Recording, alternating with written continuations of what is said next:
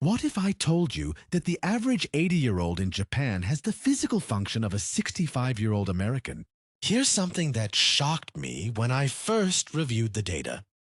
A 2024 comparative study from the Tokyo Longevity Institute followed 12,000 seniors across Japan and the United States for 8 years.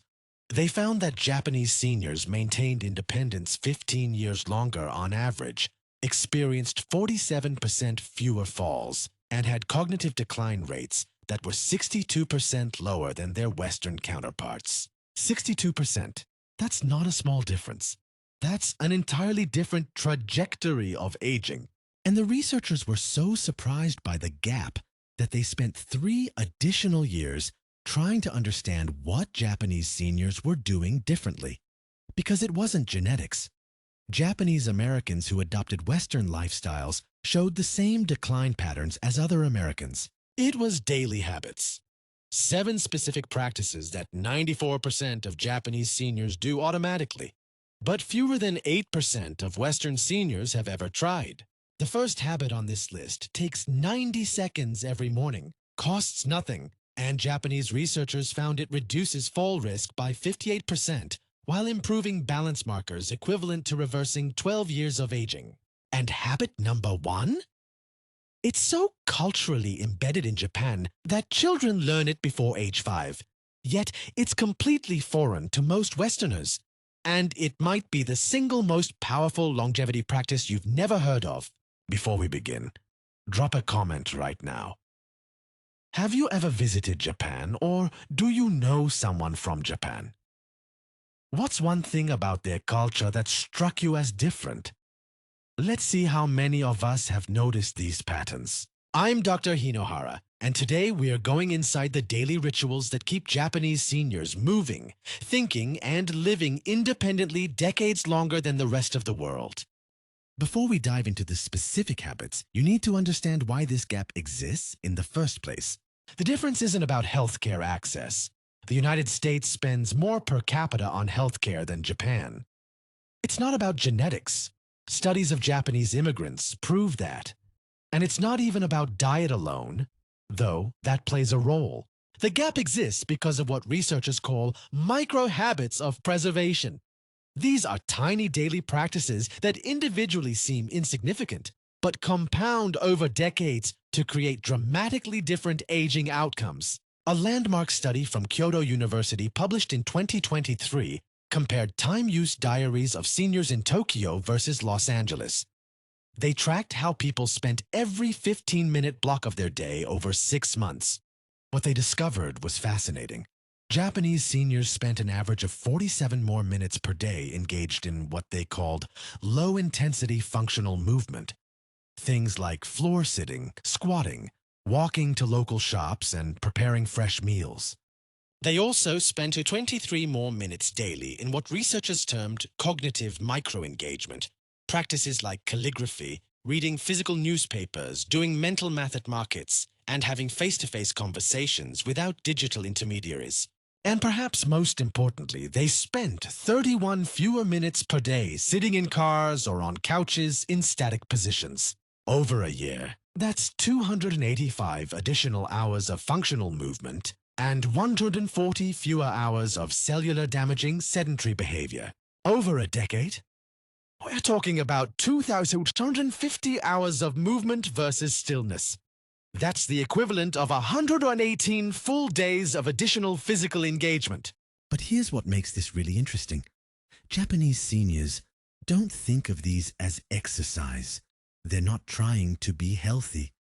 These practices are just woven into the fabric of daily life. And that's what we're unpacking today.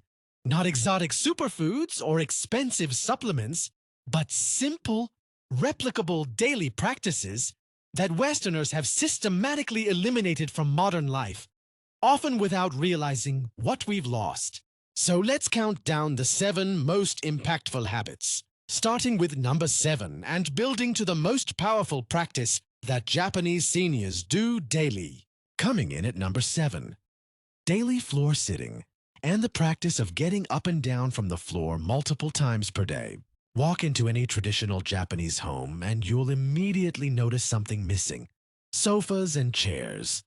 Even in modern apartments, many Japanese families maintain at least one room with tatami mats where they sit, eat, and relax on the floor.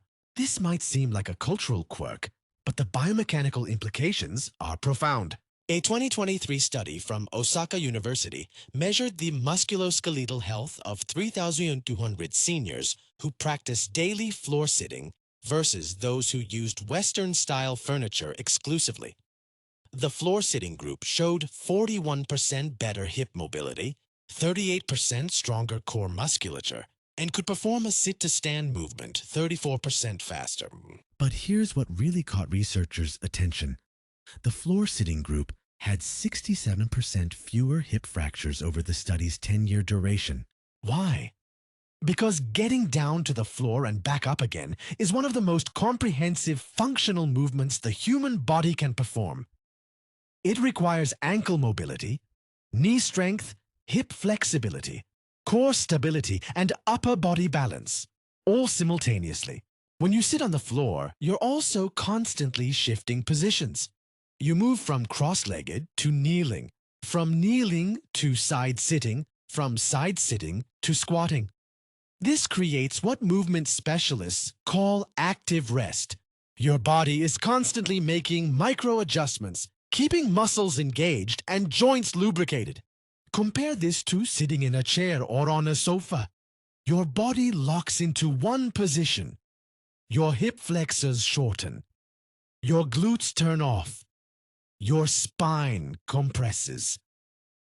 And you can sit there for hours without moving anything except your fingers on a remote control. Japanese researchers found that seniors who sat on the floor performed an average of 30 to 40 full-range squatting movements per day just through normal activities. Getting down for meals, standing up to answer the door, sitting to fold laundry, rising to put dishes away. Western seniors? An average of 2 to 3 squatting movements per day, mostly just getting in and out of cars. Now, I'm not suggesting you throw out all your furniture tomorrow. But here's what you can do. Sit on the floor for one meal per day. Start with just 10 minutes. Use cushions if you need to. Practice getting down and back up once in the morning and once in the evening. A study from the Brazilian Journal of Gerontology found that adults who couldn't get up from the floor without using their hands had a mortality risk 5 times higher over the next 6 years compared to those who could rise unassisted. 5 times higher. Your ability to get off the floor without help is one of the strongest predictors of how long you'll live independently. So this practice isn't just cultural, it's functional preservation. And it leads us naturally into habit number 6, which builds on this foundation of maintaining full body mobility. Habit number 6. Walking as the primary mode of daily transportation, not as exercise. This is where the difference between Japanese and Western seniors becomes starkly visible. In Japan, the average person over 65 walks 6,500 to 7,200 steps per day. In the United States, the average is 3,200 to 3,800 steps. That's nearly double the daily movement. But it's not because Japanese seniors are more disciplined about exercise. It's because their environments are designed differently, and their daily routines require walking. The average Japanese senior walks to the local market, walks to the train station, walks to visit friends, walks to the post office, walks to the park. These aren't recreational walks with fitness trackers and workout clothes. These are functional walks embedded into the structure of daily life. A fascinating 2024 study from Nagoya University installed activity monitors on 1,800 seniors and tracked not just step count, but the context of those steps. They found that 83% of daily walking among Japanese seniors happened in short bursts throughout the day. 5 minutes here, 8 minutes there, 12 minutes for a specific errand. This pattern of distributed movement is metabolically different from what researchers call exercise compensation behavior, which is common in the West. Here's what that means. A Western senior might go to the gym for 45 minutes in the morning, hit 5,000 steps on the treadmill, and then spend the rest of the day sitting. Their body experiences one burst of activity followed by 15 hours of stillness. A Japanese senior accumulates their steps in 15 to 20 small bursts throughout the day. Their body never fully settles into sedentary mode. Their metabolism stays elevated. Their circulation remains active. Their joints stay lubricated. The metabolic difference is significant. Studies show that breaking up sitting time with short movement breaks improves insulin sensitivity by 32% and reduces inflammation markers by 28% compared to the same amount of movement done in one continuous session. But there's another layer to this that most people miss: the cognitive benefit. When you walk to the market, you're navigating traffic, making decisions about which route to take, scanning for familiar faces, calculating prices, remembering your shopping list, and adapting to changing conditions. Your brain is actively engaged. When you drive to the grocery store, park, and walk 100 feet to the entrance, your brain barely activates beyond basic motor control. A longitudinal study from the Okinawa Centenarian Study found that seniors who walked for transportation scored 43% higher on cognitive tests than those who drove everywhere, even when controlling for total physical activity levels. The researchers concluded that it wasn't just the movement. It was the environmental engagement and navigational complexity that kept the brain sharp. Coming in at number 5, Hara Hachi Bu. Eating until you're 80% full, not stuffed. This Confucian teaching from Okinawa literally means eat until 8 parts out of 10 full. It sounds simple, but the longevity implications are extraordinary. The Okinawa Research Center followed 5,400 seniors for 25 years. Those practicing Hara Hachibu consumed 1,800 to 1,900 calories daily while maintaining healthy weight and muscle. Average American seniors, 2,200 to 2,400 calories with struggles in obesity and diabetes. When you stop at 80% full, you're pausing before your digestive system becomes overwhelmed. This creates cascading benefits. First, better nutrient absorption. Overeating overwhelms digestion. Nutrients pass through unabsorbed. You end up overfed but undernourished. Second, maintained insulin sensitivity. Tokyo Medical University found that Harahachi Bu practitioners had 52% better insulin response than those who ate to fullness, even eating the same foods. Third, it triggers autophagy, your cellular cleaning process. Eating to 80% creates gentle daily autophagy stimulus. Eating until stuffed shuts it down completely. The National Institute of Aging found people practicing mild caloric restriction had biomarkers showing 15% slower biological aging. Okinawa, where this is most practiced, has 68 centenarians per 100,000 people. The United States has 22. Practical strategies. Eat slowly. It takes 20 minutes for fullness signals. Use smaller plates. Pause halfway through meals. Reframe full as energized, not stuffed. This single practice over decades could be worth years of healthy life. Habit number 4, drinking green tea multiple times throughout the day as hydration and social ritual. The average Japanese senior drinks 4 to 6 cups daily, not as a supplement, as the default beverage. A 2023 Japan Public Health Center study followed 90,000 adults for 13 years.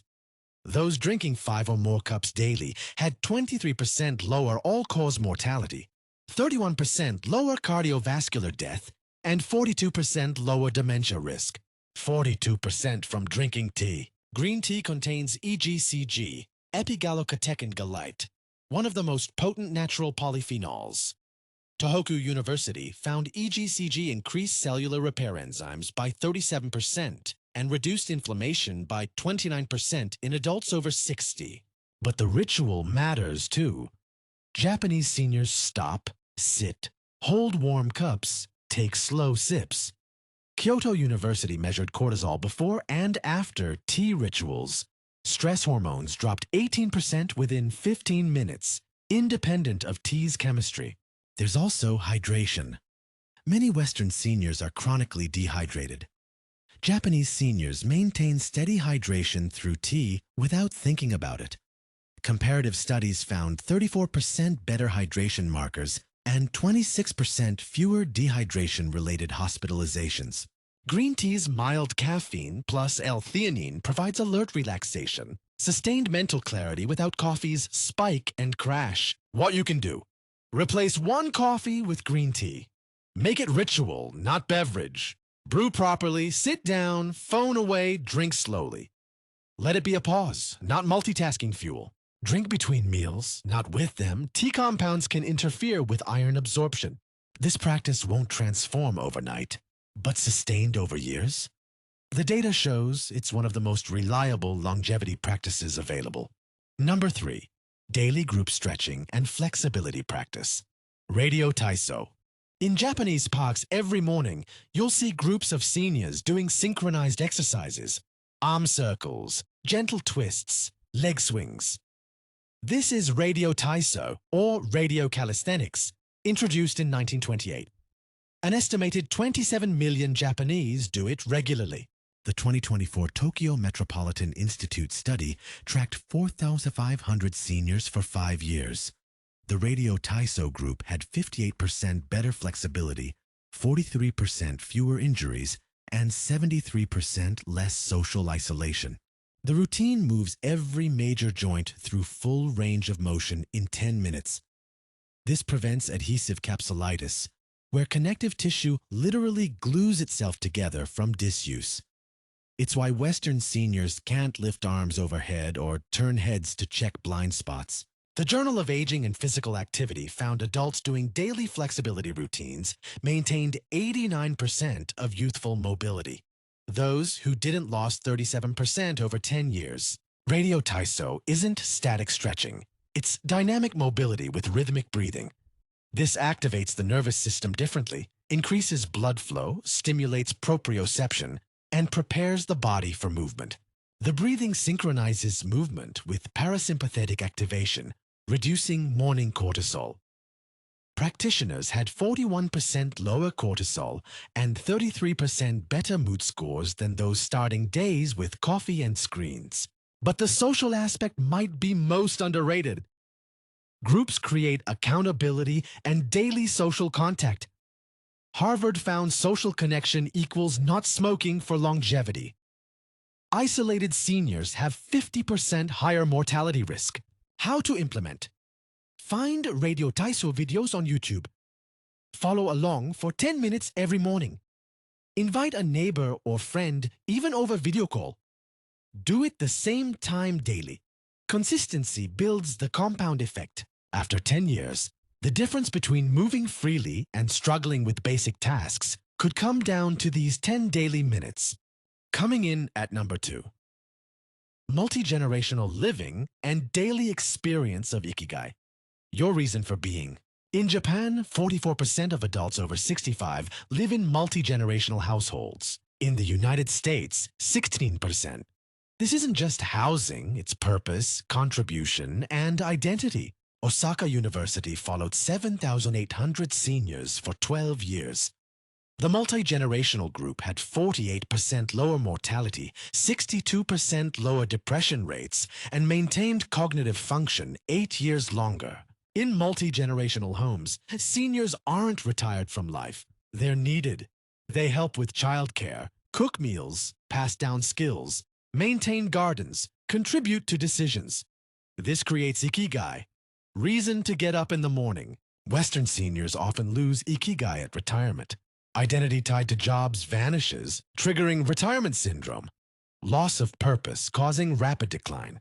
The Rush Alzheimer's Disease Center found seniors with strong purpose had 52% lower Alzheimer's risk and lived 7 years longer than those without clear purpose.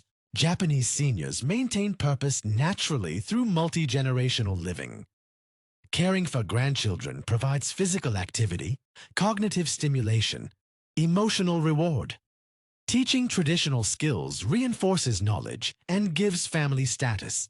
University of Michigan found seniors who felt needed had 43% lower inflammation and 37% better immune function than those feeling like burdens. The stress of feeling useless is toxic. The joy of being needed is healing. Multi-generational living also prevents social isolation epidemic in the West. In the US, 28% of seniors live completely alone. Days without meaningful conversation, eating alone, going to bed alone. Loneliness activates the same brain regions as physical pain. Chronic loneliness increases mortality by 45%, comparable to smoking 15 cigarettes daily. Keio University found seniors eating one daily meal with family had 33% better nutrition and 41% better mental health than those eating alone. What you can do: find your ikigai. Identify what gets you out of bed. Volunteer, mentor, join community groups, learn and teach crafts. Find ways to be needed. Prioritize daily social contact. If living alone, build routines including others. Weekly coffee with friends, regular family calls, group activities with consistent people. Purpose and connection aren't luxuries, they're requirements. Japanese culture built them into daily life. Western culture removed them. The number one practice: Shinrin-yoku, or forest bathing, spending time immersed in nature with deliberate sensory awareness. This isn't hiking or exercise, it's being present in nature. Walking slowly, breathing deeply, observing with all senses. Chiba University Medical Center followed 3,200 seniors for 10 years. Half practiced regular Shinrin-yoku, 2 hours weekly in forests. Results seemed impossible. 51% lower depression, 44% lower cortisol, 37% better immune function, 42% less inflammation, 28% lower blood pressure, and 23% lower mortality. Trees release phytoncides, natural oils protecting them from insects. When you breathe forest air, these compounds measurably affect human physiology. Nippon Medical School found phytoncides increase natural killer cell activity by 50%. This immune boost lasts 30 days after one forest session. Forest environments increase alpha brain waves by 38%, while decreasing anxiety-associated beta waves by 44%. Visual complexity, fractal patterns, wind sounds, earth smells, all activate parasympathetic nervous system. Stanford found 90-minute nature walks decreased rumination-associated brain activity. Urban walks showed no effect. The Shinrin-yoku improves attention restoration. Modern life depletes directed attention. Nature provides soft fascination, engaging yet effortless. Japanese researchers found regular forest bathers had 34% better cognitive test performance and 41% better problem solving than non-practitioners. For seniors, it combines multiple factors: gentle movement, vitamin D, improved air quality, 90% fewer pollutants, cognitive restoration, stress reduction. If practiced socially, add community connection. In Japan, doctors prescribe forest bathing. There are 62 official therapy sites. Regular practice reduces healthcare costs thousands of dollars annually per person. Hokkaido University found seniors practicing regular forest bathing with friends had biological age markers 12 years younger than chronological age, measured by telomeres, inflammation, cellular senescence. Implementation: any natural environment works. Parks with mature trees, river trails, botanical gardens, tree-lined neighborhoods. The key is sensory immersion. Leave your phone. Walk slowly. Notice bark texture, leaf patterns, earth smell. Listen to birds, wind, water. Feel air on skin, ground under feet. Breathe deeply. Forest air contains 15% more oxygen. Aim for 2 hours weekly. 2 1-hour sessions or 4 30-minute sessions. Make it routine. Make it social if possible. This practice, sustained over a lifetime, could give you more than a decade of additional healthy years. Let's bring this together. 7 daily practices Japanese seniors do automatically that most Westerners have eliminated. Number 7. Floor sitting, maintaining full body mobility through functional movement. Number 6. Walking as transportation, embedding movement into daily life structure. Number 5. Hara Hachi Bo, eating to 80% full, triggering cellular repair. Number 4. Daily green tea ritual, hydration, polyphenols, mindfulness breaks. Number 3. Radio Taiso, maintaining range of motion and building community. Number 2. Multi-generational living and ikigai, maintaining purpose and social connection. Number 1. Shinrin Yoku, forest bathing addressing inflammation, immunity, cognition, and stress simultaneously. These practices don't just add years to life, they add life to years. They're why an 80-year-old in Tokyo functions like a 65-year-old in Los Angeles. You don't need all 7 at once. Start with 1. Pick what resonates or addresses your biggest challenge. Sedentary. Start daily walking. Isolated? Join group flexibility classes. Stressed? Begin tea rituals or forest bathing. Lost purpose? Volunteer or find ways to contribute. Implement one practice for 30 days. Let it become automatic. Then add another. Total time investment? 60 to 90 minutes daily across all 7. Less than most people's TV time. The return? Potentially 10 to 15 additional years of independent, high-quality life. Now answer in comments. Which habit are you starting with and why? Be specific. Hold yourself accountable. Second, what's your biggest obstacle to implementing these? Let's solve it together. Maybe someone here has answers. Third, have you noticed these practices in your life or other cultures? Share your observations. Hit that like button. This information could add years to someone's life. Subscribe for next week's episode. Specific foods. Japanese centenarians eat daily that are almost impossible to find in Western stores. And simple substitutions giving the same benefits. We're reading every comment. Questions about adapting these with mobility limitations, city living, or dietary restrictions. Drop your question. We'll respond personally and might create follow-up videos. Remember, the gap between Japanese and Western aging isn't genetic. It's daily practices honoring how human bodies are designed to move, eat, connect, and exist. You have more control over your aging trajectory than you've been told. These practices prove it. Start today. Start small, but start. Your 80-year-old self is counting on the choices you make right now. I'm Dr. Hinohara. Stay strong, stay curious, and keep moving forward.